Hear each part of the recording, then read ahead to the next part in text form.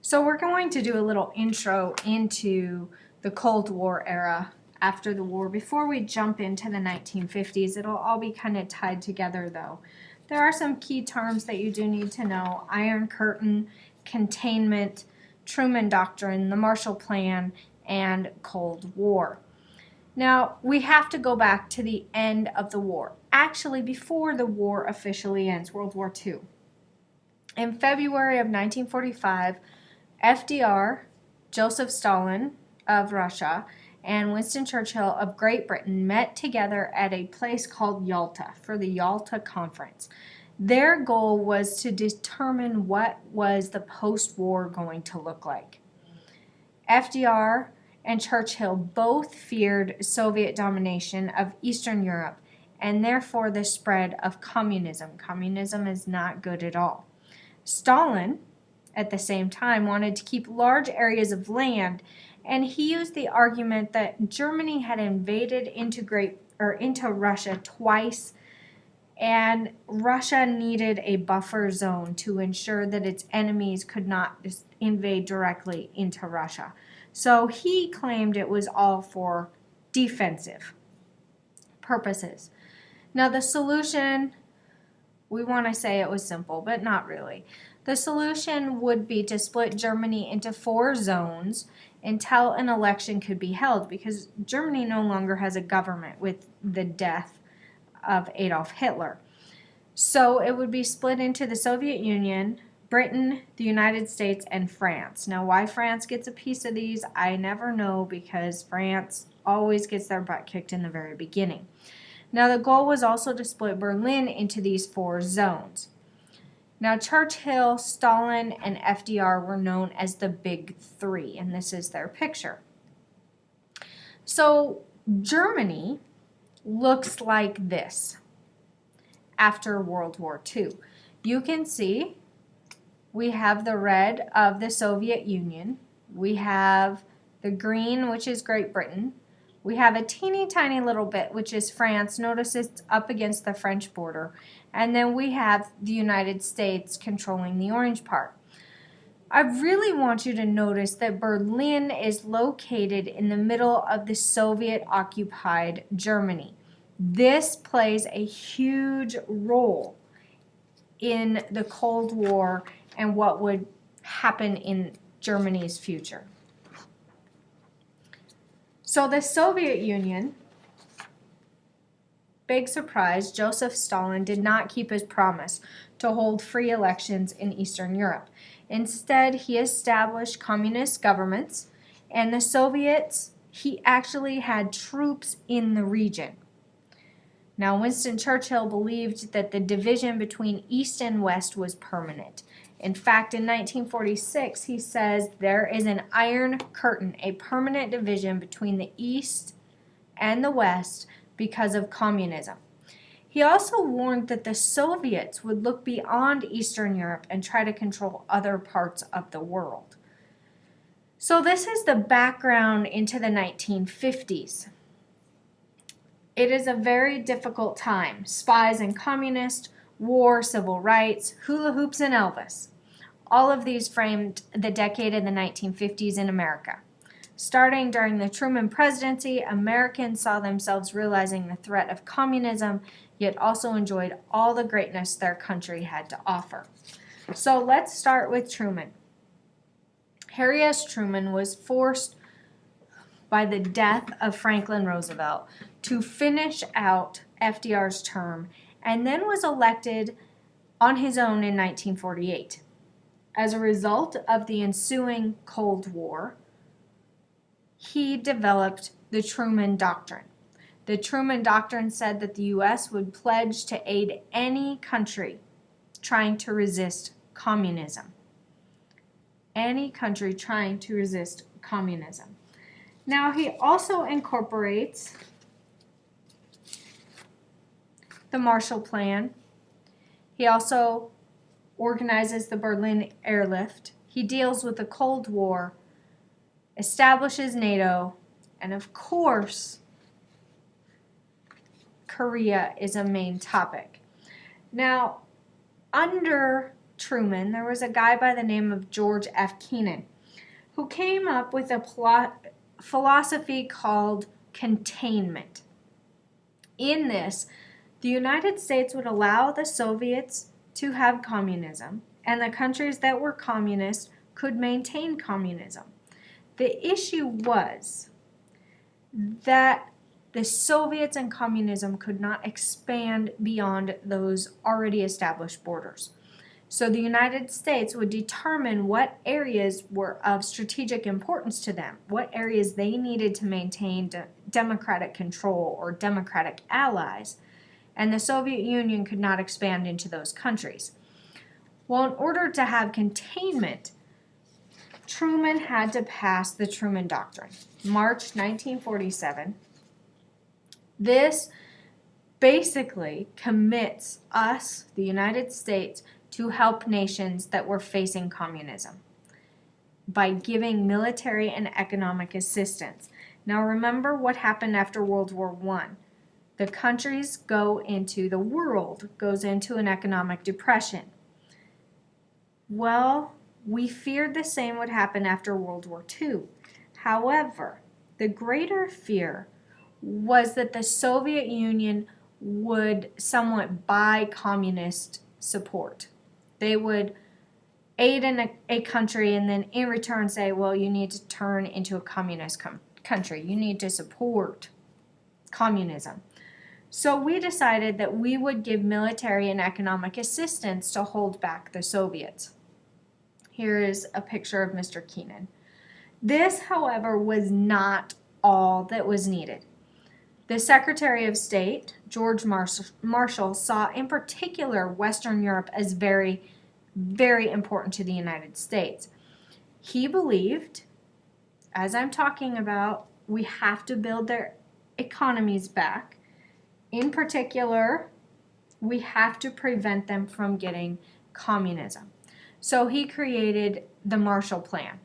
It gave billions of dollars to Western Europe to ensure that they would not fall to communism. 1948 to 1951, that's a huge amount of money in 3 years. So we're talking about little over $4.25 billion every year for 3 years. This is George Marshall. Well, the Soviets do not like this idea. They don't like any of these plans. And they really don't like it when June 1948, the U.S., Britain, and France said that they are going to unify their parts of Germany to create West Germany. They also united their parts of Berlin. The goal was to always reunify Germany. They just needed a new government system to be established. Well, Stalin doesn't like that these three countries are joining together. He fears that they will try to take over East Germany, and so he puts together the Berlin blockade. Soviet troops were stationed around Berlin. Remember, Berlin is in the middle of the Soviet section of Germany. And the goal was to prevent supplies from getting in or out of Berlin. In fact, if you were living in West Berlin, remember it's just a town, and you had family on East Berlin, and let's say you went to go visit them, June 23rd, gonna stay the night, something like that.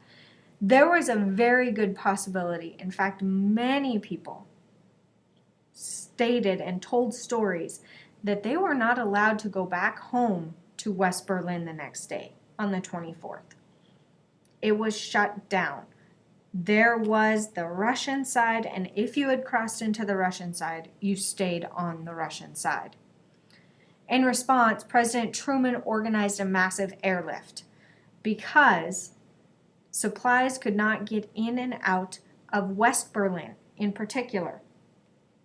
So cargo planes, American and British cargo planes, began flying food, fuel, and other supplies into West Berlin.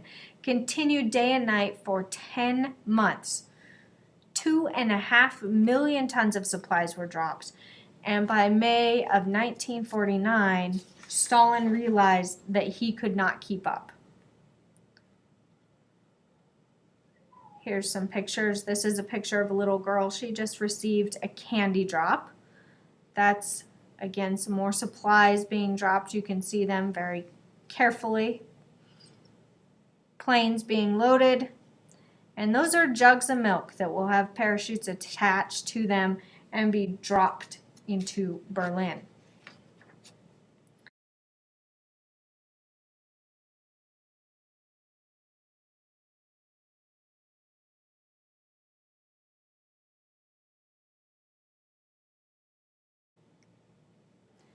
All of this confirmed that the United States and the Soviet Union were locked in a Cold War.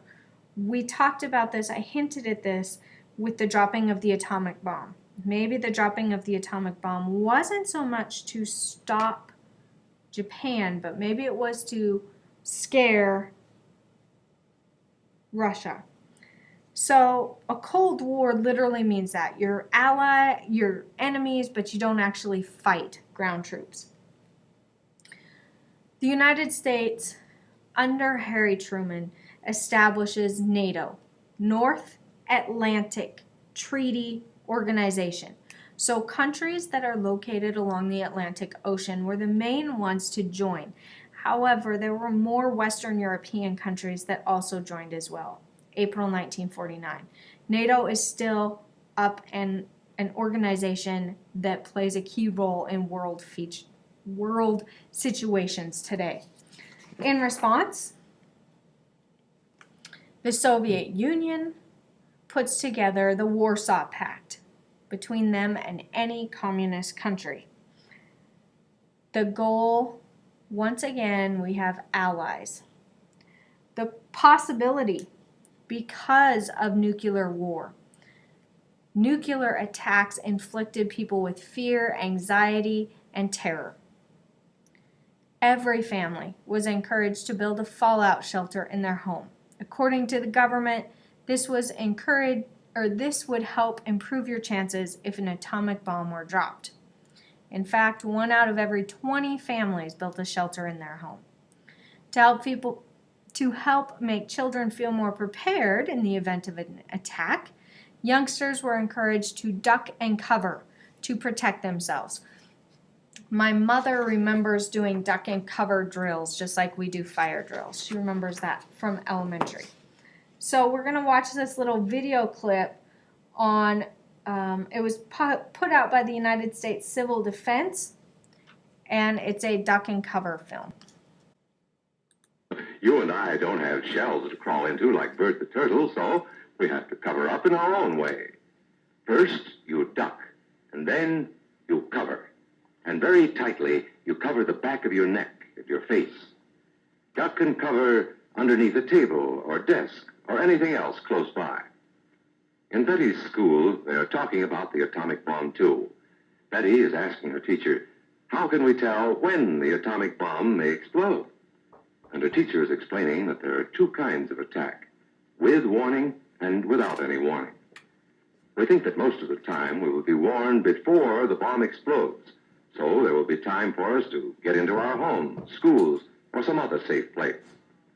Our civil defense workers and our men in uniform will do everything they can to warn us before enemy planes can bring a bomb near us.